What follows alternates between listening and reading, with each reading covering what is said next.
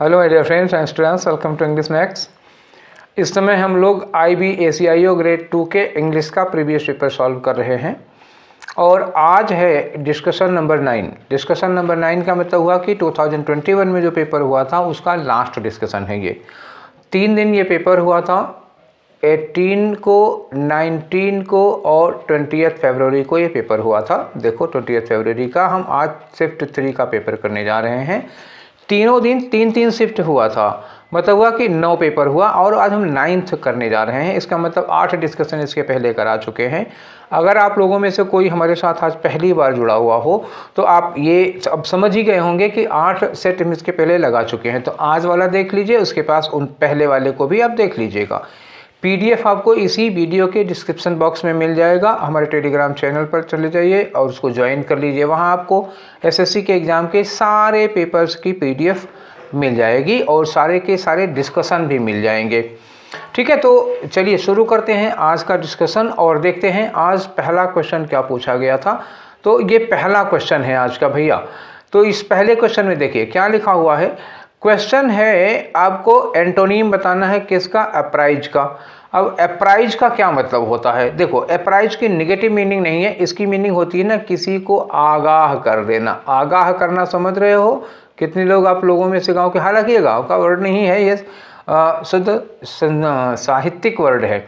आगाह करना होता किसी को पहले से ही चेतावनी दे देना, कोई खतरा या कोई रिस्क आने वाला है जो सामने फ्यूचर में रिस्क है, उससे हम पहले ही किसी को आगाह। जैसे आप कहीं जा रहे हो, कोई कहता है भैया उस गांव में जाना तो जरा बचा के जाना, वहाँ एक ठो काला कुत्ता है जो काटता है। तो ये क्या होता है? अप्राइज कर दिया, आगाह कर दिया किसी को।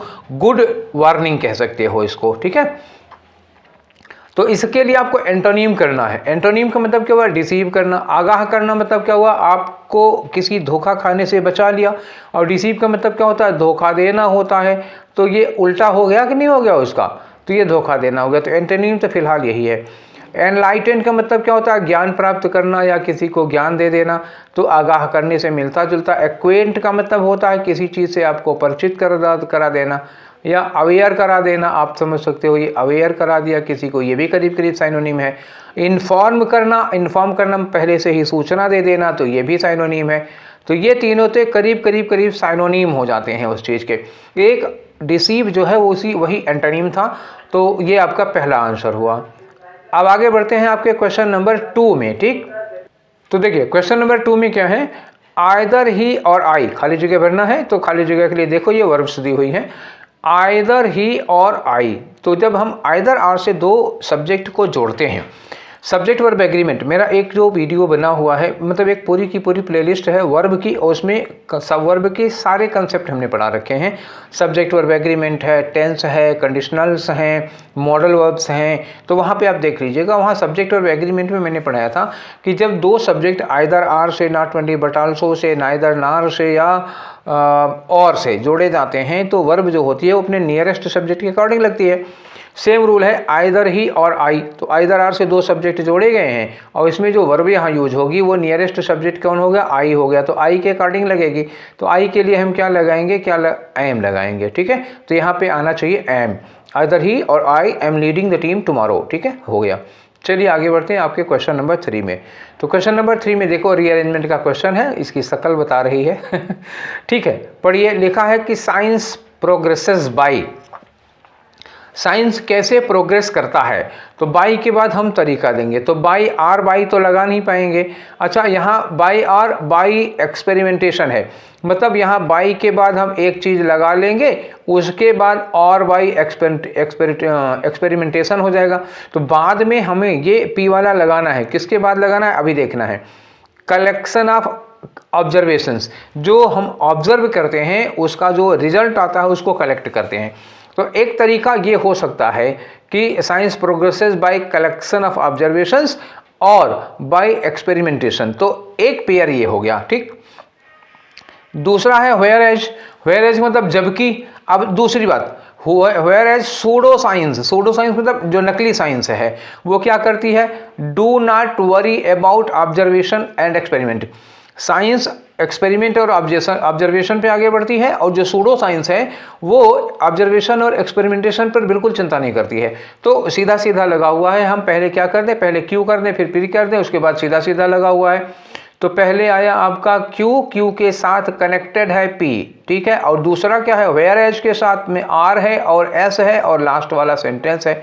तो क्यू पी पहले होगा, फिर आर एस बाद में होगा। तो क्यू पी आर एस कहाँ मिला, ये मिला आपको क्यू पी आर एस। ठीक, समझ गए ना, सेटिस्फाई है ना। चलिए अब आगे बढ़ते हैं। अब आगे आता है आपका क्वेश्चन नंबर 4। क्वेश्चन नंबर 4 में देखो एरर का, यहाँ लिखा है नो एरर और यहाँ भी लिखा है नो एरर। तो इसको पढ़ के देखते हैं। Any portion of the underground rhizome, जो अंडरग्राउंड राइजोम, राइजोम क्या होता है, जड़ होती है। तो जो राइजोम बीज होते हैं राइजोम के, तो वो जो अंडरग्राउंड राइजोम है, जो जमीन के नीचे राइजोम है, उसका कोई भी पोर्शन व्हेन ब्रोकन ऑफ, जब फूटता है, जब अलग होता है, स्कैटर होता है, छितराता है, तो क्या करता है, is capable of producing a new plant. ठीक है, तो वो वहां से नया प्लांट निकल आता है। ठीक है, हेंस इस प्रकार the difficulty of eradicating them when once established. तो एक बार अगर राइजोम कहीं पर उग गया तो उसको वहाँ से एरेडिकेट करना बहुत ही मुश्किल होता है, क्योंकि उसकी जड़ें जो होती हैं, जब भी मतलब वो राइजोम जो पौधा होता है, कहीं भी अगर वो ब्रेक ऑफ हुआ, कहीं पे उसके पीसेस टूट के गिरे विरे, वहाँ से नया पौधा निकल आता है। ठीक है, तो टूट के अलग होना या ब्रेक ऑफ होना, तो ये वाला जो ऑफ लिखा है बेटा, ये वाला ब्रेक ऑफ नहीं होता, ये वाला ब्रेक ऑफ होता है। ठीक है, समझ गए। टूट के अलग होना एक ब्रेकअप होता है, वो रिश्तों में, प्यार मोहब्बत में होता है ब्रेकअप। और ये जो किसी चीज़ से टूट के फूट के कोई चीज़ अलग होती है, छितराना, बिखरना, तो ब्रेक के बाद ओ डबल एफ वाला आना चाहिए। तो यहाँ पे लिखा है ब्रोकन ऑफ, तो ये आंसर कौन सा गलत हुआ, आपका चौथा वाला पोर्शन हुआ। ठीक है, आगे बढ़ते हैं, आपके 5वें क्वेश्चन पर आते हैं। तो देखते हैं ये 5वां क्वेश्चन क्या कह रहा है, खाली जगह है, पढ़ो। द इजिप्शियन मंगूस, मंगूस क्या होता है, मंगूस नेवला होता है, जानते हैं, नहीं जानते हैं, नहीं जानते हैं तो देख लीजिए। इजिप्शियन मंगूस मिस्र का एक नेवला है। ठीक है, इज मेनली डैश, फिर आगे लिखा है although it sometimes hunts during the day, हालांकि कभी कभार दिन में भी शिकार करता है। तो मेनली क्या होगा, रात में करता होगा। ठीक, निशाचर है इसका मतलब तो सब्सटेंशियल का मतलब क्या होता है, सब्सटेंशियल मतलब सफिशिएंट होता है, कोई चीज़, किसी चीज़ का पर्याप्त मात्रा में जो अमाउंट होता है उसको हम कहते हैं सब्सटेंशियल अमाउंट, सफिशिएंट हो गया। नॉक्टर्नल का मतलब क्या होता है, रिलेटेड टू नाइट, रात से रिलेटेड है। तो ये रात का ही प्राणी है, नेवला रात में ही शिकार करता है, लेकिन कभी कभी दिन में भी कर लेता है। प्लायंट का मतलब क्या होता है, फ्लेक्सिबल, कोई ऐसी चीज़, कोई धातु जिसको आप लचा सकते हैं, जिसको मोड़ सकते हैं, वो फ्लेक्सिबल होगी। ठीक, और एवेरिश का मतलब होता है ग्रीड, लालच होती है। ठीक है, ये नाउन हो जाएगा, ग्रीड हो गया, और एवेरिशियस कह देते हैं तो लालची हो जाएगा। अब आप बताओ क्या लगेगा, तो ये नाइट से रिलेटेड है तो नॉक्टर्नल लगाएंगे आप। ठीक है ना, कंफर्म। चलिए आगे बढ़ते हैं आपके क्वेश्चन नंबर 6 की ओर। 6 में क्या है देखो 6 में ये ब्रैकेटेड पार्ट है, और इस ब्रैकेटेड पार्ट को आपको इम्प्रूव करना होगा, अगर ज़रूरत है तो, नहीं तो नो करेक्शन। तो पढ़ के देख लेते हैं। लिखा है a republic is a form of government. Republic एक इस तरह की सरकार होती है, एक ऐसे प्रकार की सरकार होती है where country is considered a public matter, जहां देश को पब्लिक मैटर, सार्वजनिक मैटर समझा जाता है, नॉट द प्राइवेट कंसर्न और प्रॉपर्टी ऑफ द रूलर्स। राजा की तरह की नहीं कि जो नेशन है, जो राष्ट्र है, वो राजा की संपत्ति, ऐसे नहीं, वो पब्लिक से रिलेटेड होती है। उसको हम कहते हैं गणतंत्र, जहाँ पे जो रूलर होता है, head of state is elected by people, not मतलब हेरेडिटरी नहीं होता है, वो पीपल द्वारा इलेक्टेड होता है, वो गणतंत्र होता है। ठीक है तो गवर्नमेंट के बाद आप वेयर लगाएंगे, नहीं, प्लेस के लिए वेयर लगता है। गवर्नमेंट के लिए क्या लगाना चाहिए था, इन विच। गणतंत्र या रिपब्लिक एक ऐसे टाइप की गवर्नमेंट होती है जिसमें in which country is considered a public matter. तो चलो यहाँ देखो, in which the country is considered a public matter, ये तो ठीक है। और कहीं इन विच है, in which country is considering, is considering, is considered, ये प्रेजेंट इंडेफिनिट टेंस में होना चाहिए, कंटिन्यूअस में नहीं होना चाहिए, क्योंकि ये एक यूनिवर्सल ट्रुथ जैसा सेंटेंस है। वेयर तो हो ही नहीं सकता, तो गलत हो गया। आपका आंसर कौन सा हो गया? फर्स्ट वाला। आगे बढ़ते हैं आपके क्वेश्चन नंबर 7 की ओर। और 7 में क्या है? यहाँ फिर से एरर का क्वेश्चन है। देखो पहला ही ऑप्शन एरर है, पढ़ो। Neither the severe earthquake, neither ना आइदर आर के बड़े क्वेश्चन आ रहे हैं भाई। नाइदर द सीवियर अर्थक्वेक और लिख क्या हुआ, जबकि हमने बताया था मैंडेटरी पेयर या जिसको कहते हैं कोरिलेटिव्स। कोरिलेटिव्स में आपको मैंने पिछले वाले वीडियो में भी बताया था कि नाइदर के साथ नॉर लगता है, आइदर के साथ और लगता है, वेदर के साथ और लगता है, नॉट ओनली के साथ बट ऑल्सो लगता है, बिटवीन के साथ एंड लगता है, बोथ के साथ एंड लगता है, आल्दो के साथ येट लगता है। ये कुछ फिक्स पेयर्स होते हैं। नाइदर के साथ और आप नहीं लगा सकते हैं, नार लगाएंगे, तो ये और आपका गलत हो गया। ठीक है, तो कौन सा आंसर हो गया? ये दूसरा वाला आंसर हो गया। चले आगे, चलिए चलते हैं। क्वेश्चन नंबर 8 है आपका। तो क्वेश्चन नंबर 8 में क्या करें? इनकरेक्टली स्पेल्ड वर्ड बताओ। कौन सा वर्ड है जिसकी स्पेलिंग इसमें गलत है? ठीक है, कंट्रास्ट मतलब विरोध होता है, स्पेलिंग तो सही है, आंसर नहीं हो सकता। सैनिटेयर लिखा हुआ है, तो सैनिटेयर तो यहाँ पर स्पेलिंग इसकी सही है। फिर गलती किस में होनी चाहिए? 8वें वाले में जो गलती है आई थिंक कि वो कंटेन, हाँ, तो कंटेन में क्या होता है? CONTAIN होता है। तो कंटेन ये होगी, इसी से कंटेनमेंट बनेगा। तो ये जो IA है ये गलत हो गया, तो इसकी स्पेलिंग गलत है सही। डिससिमिलैरिटी, इसकी भी स्पेलिंग एकदम से सही है। डिससिमिलरिटी मतलब सिमिलरिटी का अपोजिट है। सिमिलरिटी मतलब समानता होती है, डिससिमिलरिटी मतलब क्या होता है? विषमता हो जाएगी, अलग अलग हो जाएगा, जो उनके बीच में डिफरेंस होता है वो आ जाएगा। ठीक है, तो ये भी सही है, ये भी स्पेलिंग सही है, तो ये तो ये आंसर हो नहीं सकते हैं। कंटेनमेंट की स्पेलिंग गलत है, तो ये आपका आंसर। कंटेनमेंट का मतलब जानते क्या होता है? ये होता है एक तरफ से कंट्रोल होता है। ठीक है, चलिए आगे बढ़ते हैं क्वेश्चन नंबर 9 की ओर। तो 9 में क्या है? यहाँ पर भी वही स्पेलिंग है, विच इज करेक्टली स्पेल्ड। इसमें एक है जिसकी स्पेलिंग करेक्ट है, उसके पहले वाले में क्या थी? एक है जिसकी स्पेलिंग गलत थी। इसमें क्या है? एक ही है जिसकी स्पेलिंग सही है और चारों एक ही वर्ड है। तो जॉर्जियस, ठीक है, आपने पढ़ा होगा। जॉर्जियस का मतलब क्या होता है? बहुत ही खूबसूरत, बहुत ही शानदार होता है। किसी पर्सन के लिए जॉर्जियस लगा दोगे तो बहुत ब्यूटीफुल, बहुत एक्सट्रीमली ब्यूटीफुल के लिए लग जाएगा। किसी बिल्डिंग के लिए लगा दोगे तो आलीशान बिल्डिंग होती है, शानदार बिल्डिंग होती है, उसके लिए लगेगा। जॉर्जियस की स्पेलिंग में जो पहली वाली है वो एकदम से सही है। GOR होगा पहले, GORGE पहले ये लगा दो, GORGE। उसके बाद आप OUS लगाओ, अलग हो जाएगा। जॉर्ज हो गया, बस होगा जॉर्जियस। यहाँ आई नहीं है इसमें, ठीक है, आई बिल्कुल नहीं है, तो आई काट दो। यहाँ पे क्या होगा कि ये जो EUOS लिखा हुआ है वो क्या होता है? EOUS होना चाहिए, तो ये भी गलत हो गया, पहला वाला आंसर हो गया। आगे आते हैं आपके क्वेश्चन नंबर 10 में। तो देखें 10 में क्या कह रहे हैं, आ जाओ भाई, ये रहा आपका क्वेश्चन नंबर 10। इसमें क्या करना है कि ब्रैकेटेड पार्ट यह लिखा है, देखो, in today's world seems like a lost art. ठीक, अगर यहाँ कुछ ग्रामेटिकल मिस्टेक है तो उसकी जगह पर क्या होगा? अगर नहीं मिस्टेक है तो नो करेक्शन। सेंटेंस पढ़ के देखते हैं कि the ability to read old Sanskrit scriptures, जो पुराने संस्कृत के स्क्रिप्चर्स हैं, जो ग्रंथ हैं, उनको पढ़ने की जो हमारी एबिलिटी है, इन टूडेज वर्ल्ड, आज की दुनिया में, इन टूडेज, इन लगा ही वर्ल्ड लगा हो तो इन लगाओगे ही लगाओगे, और टूडेज में, टूडे में एपॉस्ट्रोफी एस लगाए हो तो टाइम में एपॉस्ट्रोफी एस लगा सकते हो, टूडे में एपॉस्ट्रोफी एस। ठीक है, तो ये भी सही है, इन भी सही है, टूडे सही है, वर्ल्ड सही है। सीम्स, सीम्स किसके लिए लगा है बेटा? एबिलिटी के लिए, हमारी वो जो संस्कृत पढ़ने की क्षमता है उसके लिए एबिलिटी। सीम्स, सीम में एस लगा है, ये भी ठीक है। तो सिंगुलर सब्जेक्ट का सिंगुलर, हाँ ठीक है। Seems like a lost art, अब मतलब ये खोई हुई कला के रूप में देख, तो हमको तो ये नो इम्प्रूवमेंट लग रहा है। अगर आप चाहें तो मैं इसको क्रॉस चेक करा देता हूँ, क्रॉस चेक कर देना। इन टूडेज वर्ड तो ठीक है, सीम गलत हो गया, सीम्स होना चाहिए था। इन टूडेज वर्ल्ड सीम, फिर वही बात है, सीम्स होना चाहिए था। अब आगे देखो, इन टूडेज, यहाँ टूडेज हो गया अपोस्ट्रोफी, टूडे का प्लूरल नहीं बना सकते हो, इसमें प्लूरल में अपोस्ट्रोफी एस लगाए हैं, ये भी गलत हो गया, तो फिर नो करेक्शन रिक्वायर्ड। मैंने जो सेंटेंस स्टेटमेंट दिया था उसमें देख ही लिया था नो करेक्शन है, लेकिन ऑप्शन देखा तो ऑप्शन में जो इन्होंने इंप्रूवमेंट दे रखा था वो तीन के तीनों गलत हो गए हैं ग्रामेटिकली, नो करेक्शन। ठीक है, चलिए आगे बढ़ते हैं आपके क्वेश्चन नंबर 11 में बच्चा लोग। और 11 में क्या है, आपको अंडरलाइन पोर्शन किया हुआ है, देखो कुछ ये underline, banging the drum.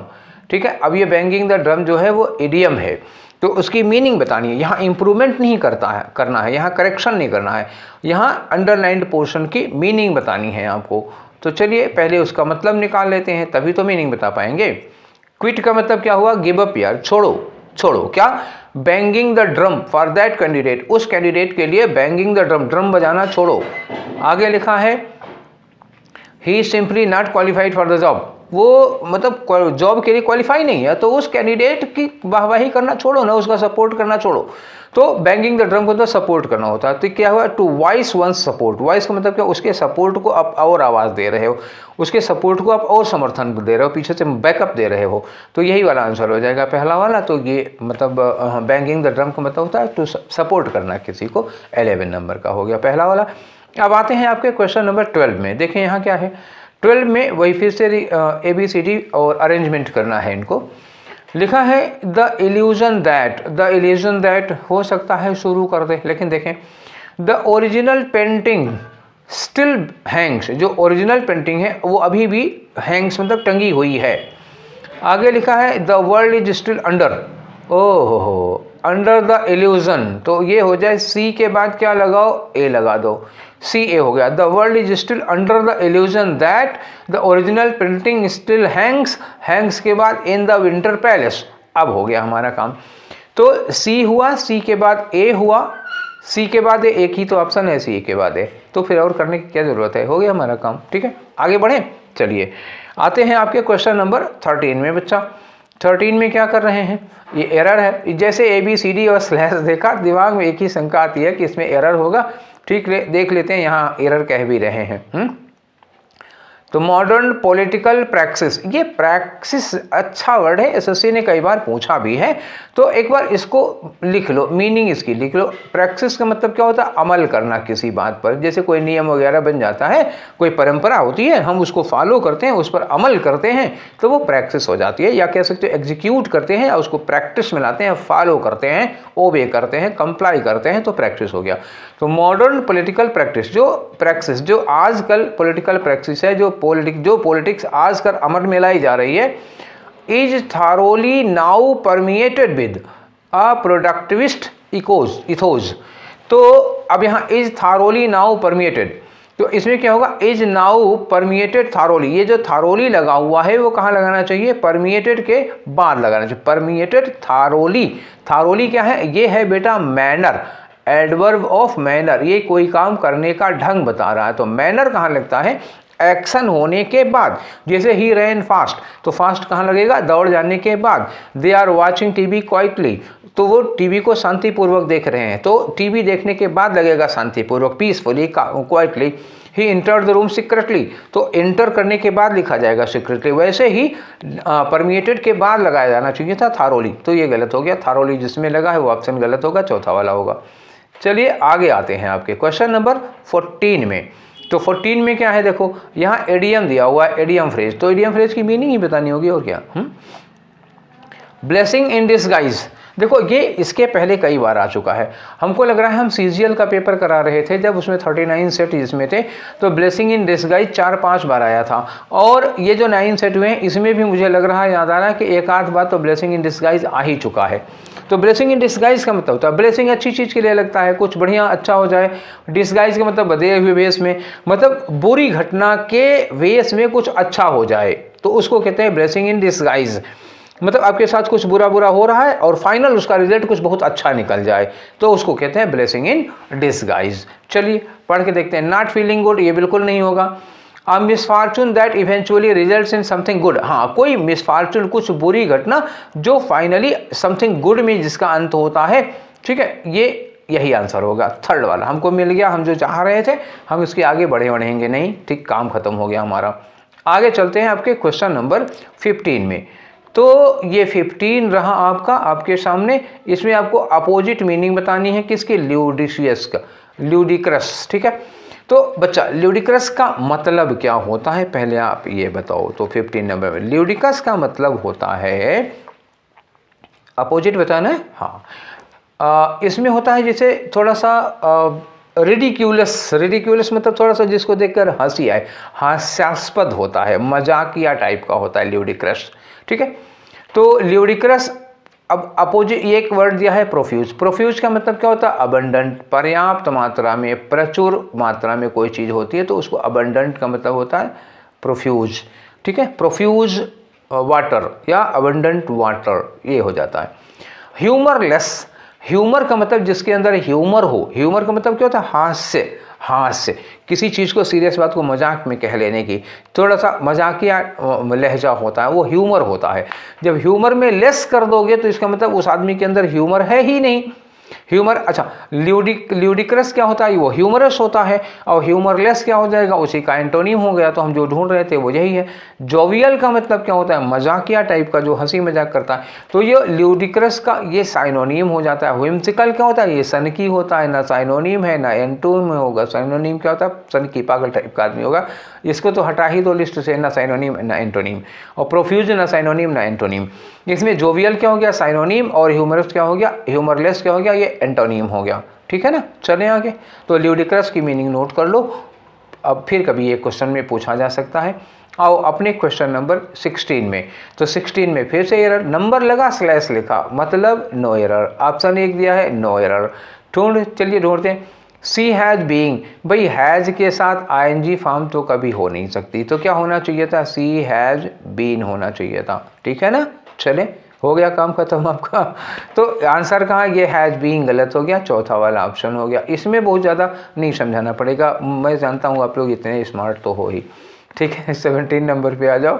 17 number में वन वर्ड सब्स्टिट्यूशन है। ये एक स्टेटमेंट दिया हुआ है, इसके लिए एक वर्ड यूज करो आप। क्या होगा? The study of human race.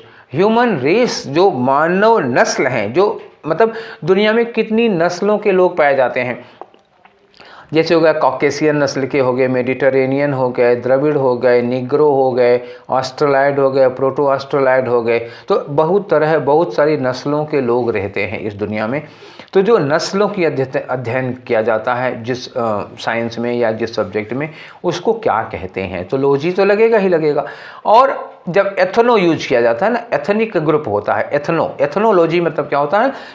नस्लों का अध्ययन, प्रजाति विज्ञान कहते हैं वो, मतलब कोई चीज़ किस प्रजाति की है वो हो गया। तो ये आंसर हो गया आपका। जो बाकी 3 है उनको भी पढ़ लो, लगे हाथ छोड़े नहीं। इथोलॉजी, देखो इथनोलॉजी, इथोलॉजी सब में ई से शुरू किया है।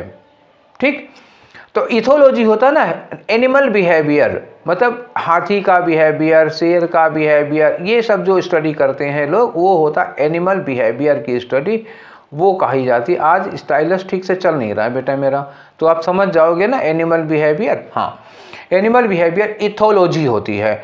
अच्छा, एटिमोलॉजी क्या होता है? एटिमोलॉजी होता है शब्दों की उत्पत्ति का विज्ञान है, मतलब हुआ तो study of origin of words. जैसे कभी पढ़ा होगा ना, जैसे हम लोग पढ़ते हैं सिविक्स, तो कहते हैं सिविक्स लैटिन भाषा के 2 शब्दों से मिलकर बना है, सिविस एंड सेविटास। ऐसे और भी बहुत सारे वर्ड होते हैं। तो एटिमोलॉजी होता है कौन सा शब्द की, किस शब्द की उत्पत्ति क्या है, किन 2 शब्दों से मिलकर बना है, उसको कहते हैं एटिमोलॉजी। अब आ जाएगा एंटोमोलॉजी। तो एंटोमोलॉजी होता है स्टडी ऑफ इंसेक्ट्स। ठीक है, ये कीड़े मकोड़ों का अध्ययन होता है, कीट विज्ञान कहते हैं इनको। हो गया ना क्लियर? आंसर आपका कौन सा है? आंसर आपका है 3rd वाला। ठीक है, चलें आगे। आई थिंक अब आपको ये सारी चीज़ें क्लियर हो चुकी होंगी। तो चलिए बढ़ते हैं। अब एक चीज़ और है, ये जो लॉजीज वगैरह हैं, इस पर हम एक वीडियो ले आएंगे पूरा, कम 100-150 वर्ड हैं करीब, तो उन पे पूरा एक बनाएंगे इस तरह का। ठीक है, चलिए आगे आते हैं। आपका क्वेश्चन नंबर 18 देख लें क्या है। 18 में फिर से रीअरेंजमेंट का क्वेश्चन है। तो रीअरेंजमेंट तो भाई बिना पढ़े हो नहीं पाएगा ना, तो चलो पढ़ के देखते हैं एक बार इसको। There were some mangoes lying beside him। तो थोड़े से आम पड़े हुए थे उसके बगल में। ठीक है, देयर वर सम मैंगोज तो शुरुआत कर देता था, लेकिन लाइंग बिसाइड हिम, ये हिम कौन है ये हमको जरा ढूंढना पड़ेगा। तो जो हिम है जो उसी के बगल में इसको लगा लेंगे, अभी हमको शुरुआत नहीं मिली है। She looked at the mangoes longingly, वो बड़ी इच्छा पूर्वक, बड़े मन से उन आमों को देख रही थी। तो ये सी कौन है जरा, अभी इसको भी हमें तलाश करना है। तो पहले से तो हिम ही सी लग नहीं पाएगा, किसी नाउन के बाद लगेगा, ढूंढते हैं। रोमी वॉज ग्रोइंग फास्ट, रोमी एक लड़का है जो बड़ी तेजी के साथ बढ़ रहा था, मतलब ग्रोथ की एज में था, 13-14 साल का रहा होगा। And was nearly always hungry. तो जब बच्चों की ग्रोइंग एज होती है तो हमेशा भूखे रहते हैं, जब देखो तब उनको भूख ही लगी, हर 2 घंटे बाद कुछ खाने को चाहिए। तो हमको लगता है ये जो हमारा हिम है ये रोमी है। ठीक, रोमी बहुत तेज़ी के साथ बढ़ रहा था, वो करीब करीब हमेशा भूखा ही रहता था। तो उसके पास में, उसके बगल में कुछ आम रखे हुए थे। तो हम आर के बाद अगर पी लगा दें तो हमारा काम ठीक ठाक बन जाएगा। अब सी हमें लगाना है, किसी कोई लड़की चाहिए हमको। लिखा है just as he was about to eat, जैसे ही वो आम खाने जा रहा था तो कमला केम अलोंग, तो कमला आ जाती है। तो ये सी जो है ना वो कमला है। तो अब ये कमला मिली हमको, तो आर के पी के बाद क्या लगा दे, एस लगा दे। एस में कमला है और क्यू में कमला के लिए सी लगा हुआ है। तो S R P S Q, कहाँ है आर पी एस क्यू, ढूंढते हैं। ये रहा आपका आर पी एस क्यू, तो दूसरा वाला आंसर हो गया। आराम से समझ में आएगा ना। चलिए आगे चलते हैं, आपका क्वेश्चन नंबर 19 देखते हैं। तो 19 में क्या करना है आपको, नॉट फिट टू ईट, इसको आप सब्सटीट्यूट करो एक वर्ड में। नॉट फिट टू ईट, कोई ऐसी चीज़ जो खाने लायक नहीं है, मतलब खाने लायक मतलब जिस चीज़ को खाया नहीं जाता है, जो ह्यूमन के कंजम्पशन के लायक नहीं है, उचित नहीं है उसको। तो उसके लिए क्या होता है, इनएडिबल होता है। इनएडिबल का मतलब क्या, अखाद्य, मतलब वो खाद्य नहीं, वो खाने लायक नहीं है, वो इंसान उसको कंज्यूम नहीं करता है, तो वो हो गया इनएडिबल। और लिखा है इनएविटेबल।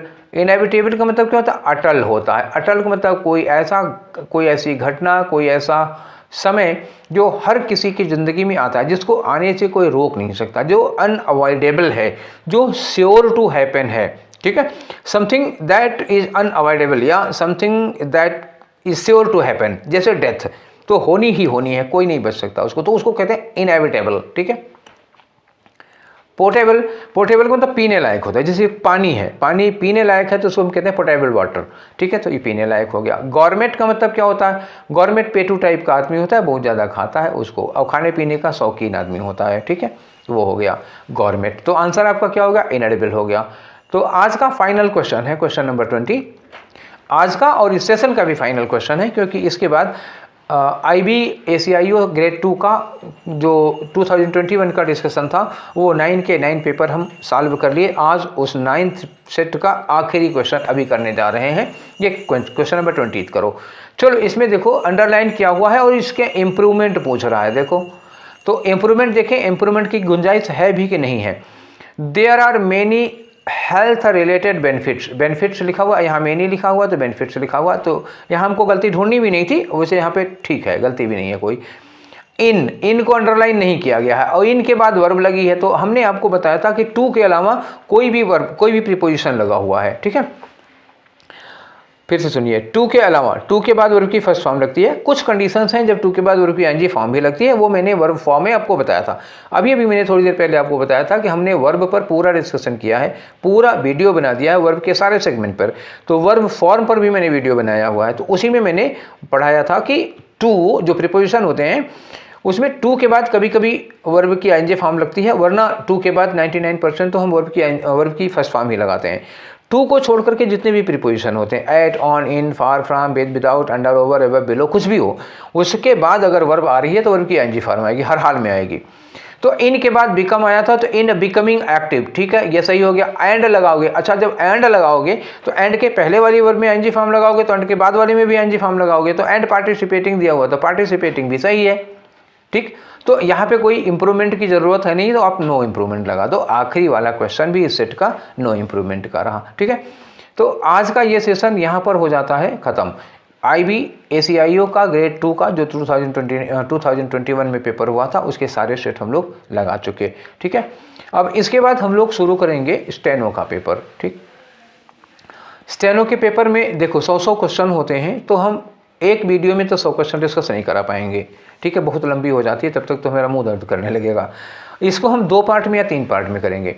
तो पिछली बार वाला जो 2022 वाला हमने करवाया था स्टेनो वाला पेपर, वो हमने 2 भाग में करवाते थे कि 1 से 50 क्वेश्चन तक एक बार में और 50 से 100 क्वेश्चन तक एक बार में, पर वो बहुत हेक्टिक और बहुत थकाऊ हो जाता था। तो मेरा मन है कि हम इसको 3 या 4 पार्ट में कर दिया करें, 25-25 क्वेश्चन का कर दिया करेंगे, या फिर 50 क्वेश्चन तक देखो ग्रामर होती है, तो हो सकता है मैं ग्रामर पोर्शन एक बार में कर दूँ, और जो पैराग्राफ वाला पोर्शन होता है जिसमें पैराग्राफ होता है और क्लोज टेस्ट होता है और रीअरेंजमेंट होता है, उसको शायद मैं बाद में कर दिया करूँगा। ठीक है, 50 से 100 क्वेश्चन एक तरफ हो जाएंगे।